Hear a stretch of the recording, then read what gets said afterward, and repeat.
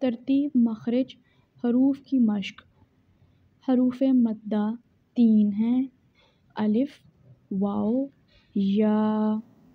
حروف ہلکی 6 ہیں: حمزہ، ہا، عین، ح، غین، خا۔ حروف لہاتیہ قاف، کاف۔ حروف شجریہ جیم، شین، یا۔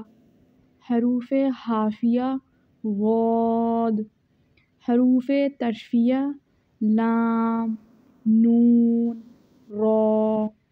حروف نطعیہ تا، دال، طا۔ حروف لسانویہ سا، زال، ظا۔ حروف صفیریہ ظا، سین، صاد۔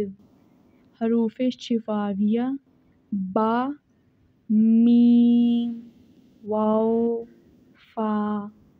حروف قلقلہ قاف، طا، با، جیم، دال۔